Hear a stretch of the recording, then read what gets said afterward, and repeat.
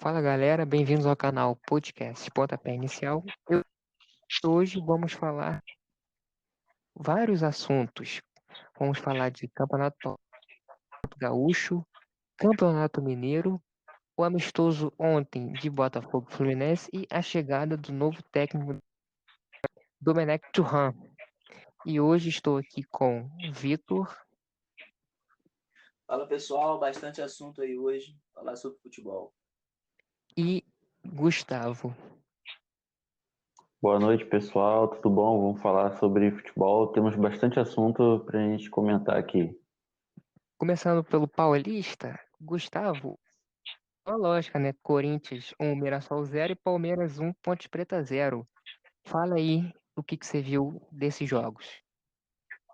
Bem, nessa semana foi bem cheia, né? As quartas de final tivemos a surpresa do Mirassol ter eliminado São Paulo. Uma classificação bem inesperada. O time do Mirassol quase varziano conseguiu chegar até a semifinal. Os caras perderam 18 jogadores e montaram o time em cima da hora e conseguiram eliminar o São Paulo em pleno Morumbi. E o que aconteceu com o Santos também, a surpresa, a Ponte Preta eliminar o Santos para pegar o Palmeiras. O Palmeiras classificou apertado, né? Fez 2 gols no finalzinho contra o Santo André. E o Corinthians eliminou o Bragantino, que na minha opinião não foi uma surpresa pela tradição do Corinthians. A decepção foi a atuação do Bragantino, e o Corinthians foi bem eficiente no jogo. E chegando na semifinal, o Corinthians já estava mais encorpado, era o favorito contra o Mirassol. E o jogo, assim, estava um jogo bem complicado, um 0-0 bem arrastado. Achei que o Mirassol ia conseguir levar o jogo até o final, até os pênaltis. Era o que queria o Mirassol, segurar um empate, ver o que acontecia nos pênaltis.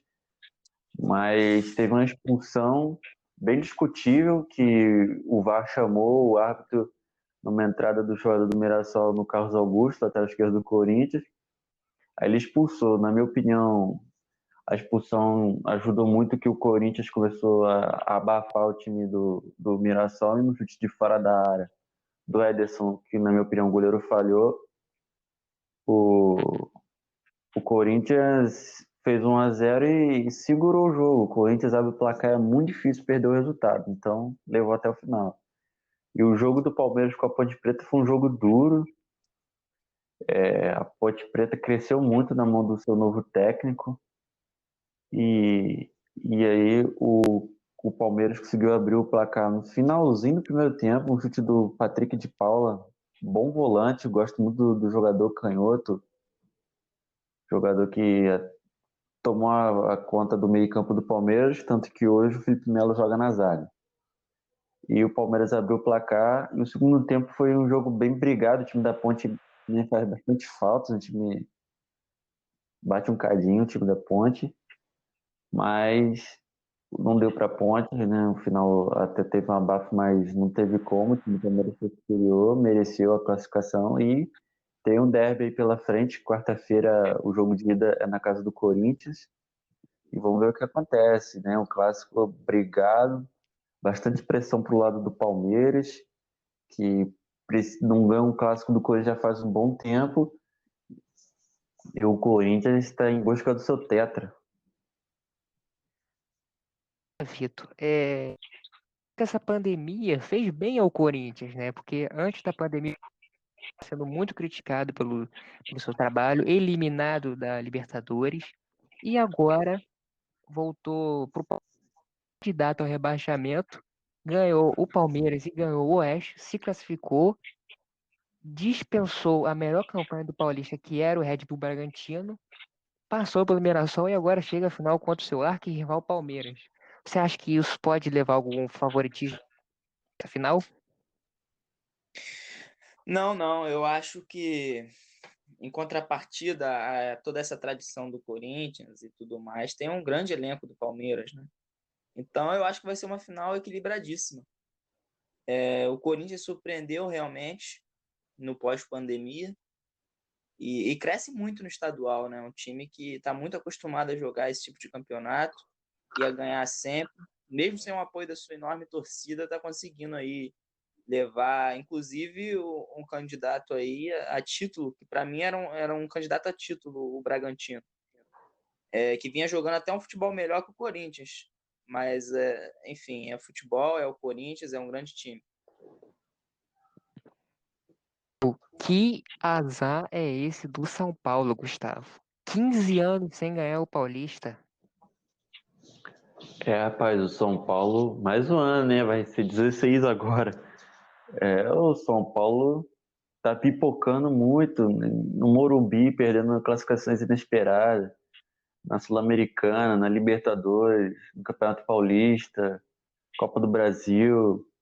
A torcida do São Paulo fica chateada com razão, porque o time tá se tornando um grande perdedor, não sente a derrota, né? Um time que até pouco tempo era muito vencedor, então a torcida acostumou muito com a fama de ser soberano no estado de São Paulo, e hoje não sabe o que é vencer um campeonato estadual há muito tempo. O último campeonato que o São Paulo venceu foi em 2005, então muito tempo um time grande sem vencer o campeonato, que na minha opinião é de baixa qualidade. Todos os estaduais, na minha opinião, é de baixa qualidade.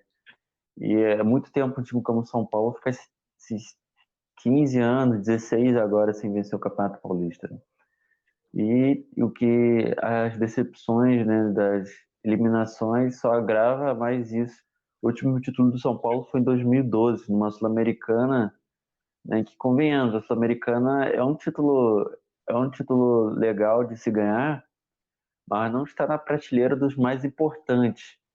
Então, ainda assim, mesmo que tenha ganhado a Sul-Americana, foi um ponto muito fora da curva. Ganhou do Tigres, da Argentina, que é um time pequeno, que o jogo não acabou. Então, assim, foi bem merecido o título do São Paulo, né? Que eu acompanhei a final, foi 2-0 no primeiro tempo e tudo.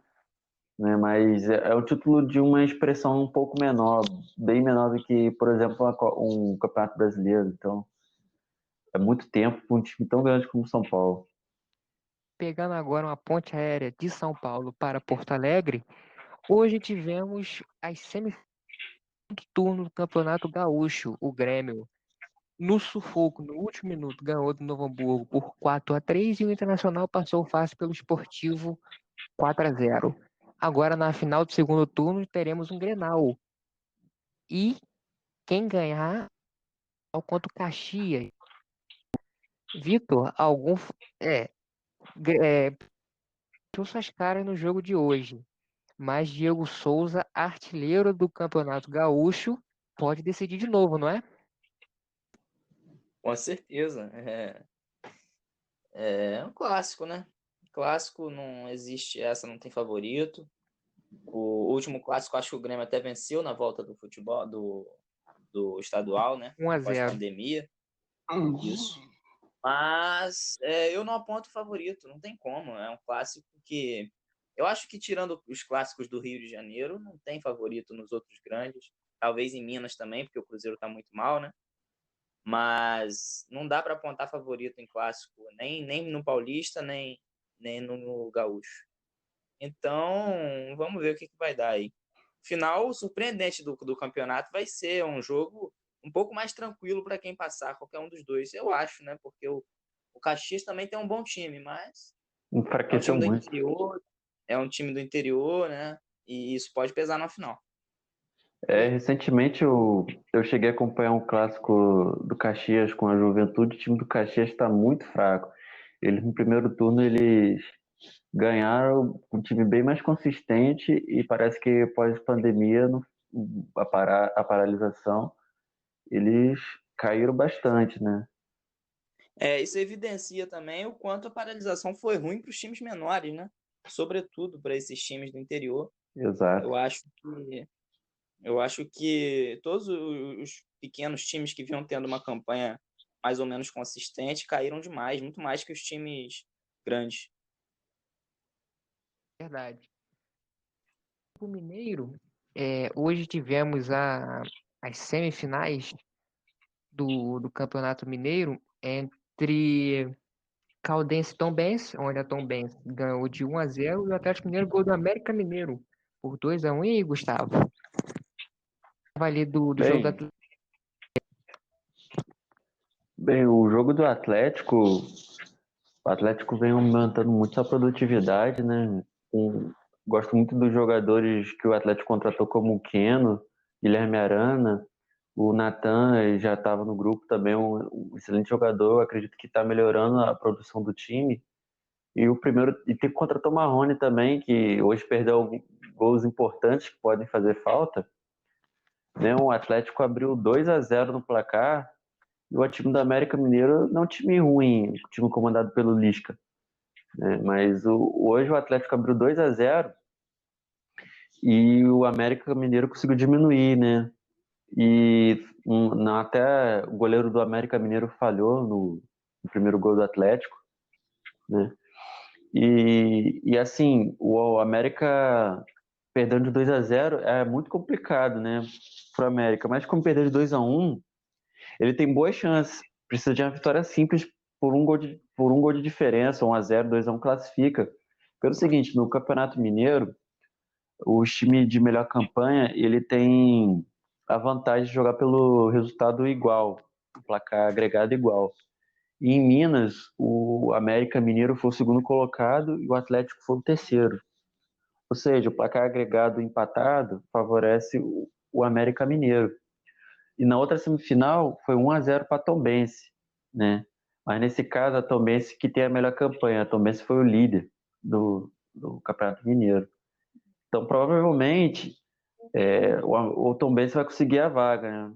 Vai jogar em casa, né, com o mando de campo, quanto a Caldense. A Caldense hoje perdeu de 1-0 com um golaço de falta, e a Tombense é uma das melhores defesas do campeonato, né?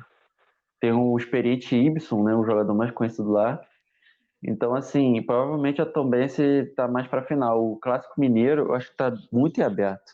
Muito em aberto mesmo, que o próximo jogo de volta no Independência, no campo do América.